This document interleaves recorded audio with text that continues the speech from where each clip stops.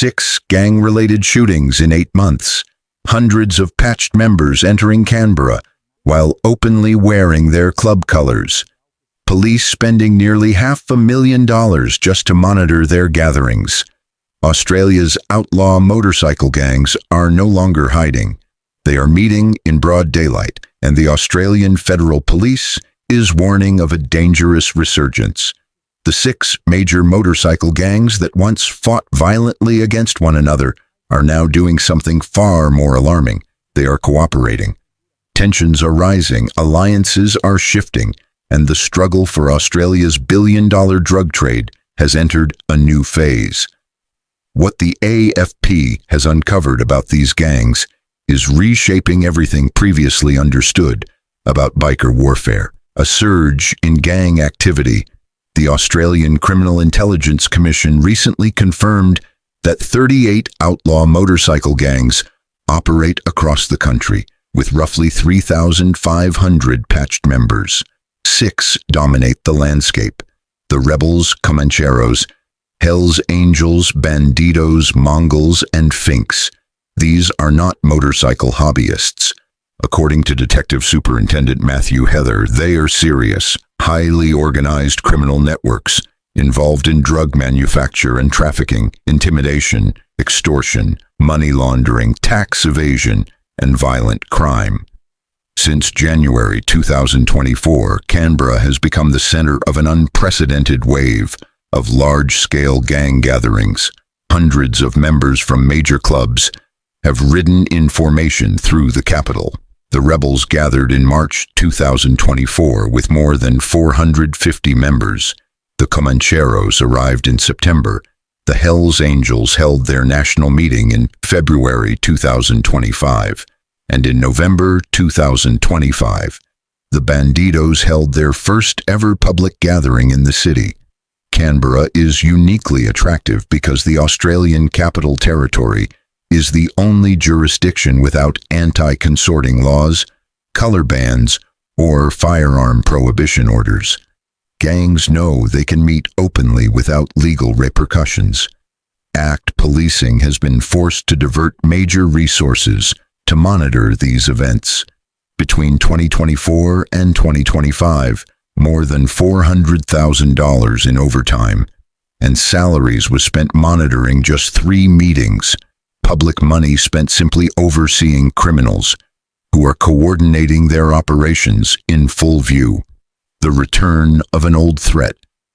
Detective Superintendent Heather confirmed a resurgence in gang activity after the 2020 murder of Comanchero Commander Pitone Ulavalu at Kokomo's nightclub in Canberra. Police formed Task Force Nemesis, which effectively suppressed the gangs, but it was disbanded in 2022. By early 2024, activity had surged again. Police investigated 8 shootings in 2025, 6 of them believed to be gang-related. Task Force Invideo was established to respond to the renewed threat. Criminology expert Anthony Morgan explained the timing. The illicit drug market slowed dramatically during the pandemic, but demand rebounded afterward. As drug profits rose, so did turf wars.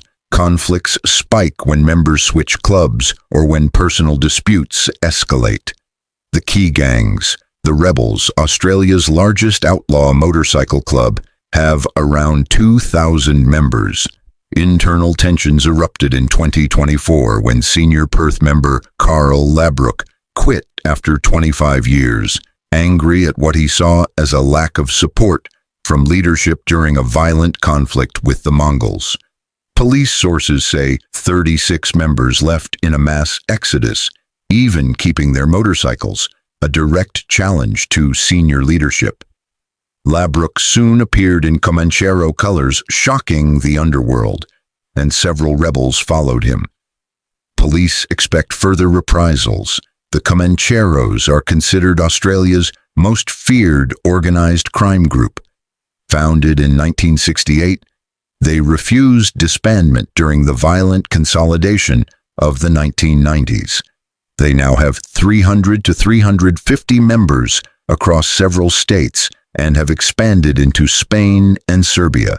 Despite long-standing hostilities with the Hells Angels, Australian Federal Police Superintendent Jared Taggart revealed that the two groups are now cooperating, describing it as an evolving business model disguising itself behind old rivalries. The Hells Angels, active in Australia since 1975, have around 250 members. Their activities include drug trafficking, prostitution, armed robbery, weapons trafficking, and contract killings. They have also expanded into legitimate businesses such as gyms and tattoo parlors. The 2009 Sydney airport brawl between the Hells Angels and Comancheros, which resulted in a fatality, remains one of the most notorious gang incidents in Australian history. The Bandidos, an American gang with 45 chapters across Australia, have 250 to 400 members. Their history includes the infamous Milpera massacre of 1984, which left 7 dead and changed NSW gun laws. Their first public gathering in Canberra took place in November 2025. The Mongols became a major force after 90% of the Finks patched over to them in 2013. With roughly 400 members across several states, they are now among the biggest and most dangerous clubs. U.S. law enforcement considers them one of the most violent outlaw motorcycle gangs in the world. The rise of the Aussie cartel. The most alarming development is what intelligence agencies call the Aussie cartel, a network of Australian organized crime groups, many of them based offshore. The ACIC says it is likely one of the most significant organized crime threats to the nation. Many cartel leaders are former motorcycle gang figures who continue to influence onshore clubs. The cartel coordinates major drug importation routes, often working across old rivalries. These groups have brought more methamphetamine and cocaine into Australia in recent years than any other organization, generating profits worth billions. Key leaders have fled overseas. Comanchero boss Mark Buttle operates from the UAE. Hells Angels national commander Angelo Pandelli lives in Greece and the UAE. Other figures are based in Turkey, Lebanon, Hong Kong, and Singapore. A classified operation known as Project Brunello exposed the cartel's infiltration of Australian airports.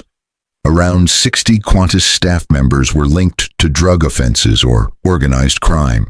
Some used their insider access to move drugs through airports undetected. Encrypted communication devices introduced by the cartel further shielded operations until the AFP's Operation Ironside, using a platform secretly run by the FBI, exposed murder plots, gun trafficking, and massive drug networks. Police seized tons of drugs, dozens of weapons, millions in cash, and made hundreds of arrests. Cooperation over conflict. Criminologist Tim Watson-Monroe noted that formerly hostile gangs are now cooperating more than ever because profit is more important than rivalry. If there is demand, there will always be supply, and working together is far more lucrative than fighting. National Task Force Morpheus now coordinates a nationwide law enforcement response. In August 2025, multiple agencies targeted the Mongols, seizing drugs, weapons, and financial records. Who is winning? The question has no simple answer. The rebels remain the largest but are losing members to the Comancheros. The Comancheros continue expanding and absorbing skilled bickies. The Hells Angels maintain influence through international leadership. The Mongols grew rapidly after the Finks merger and continue to expand aggressively.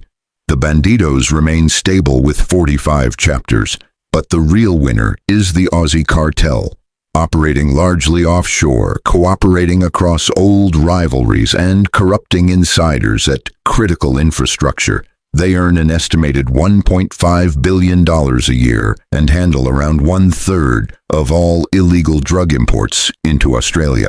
A global turf war. Australian authorities face an unprecedented challenge.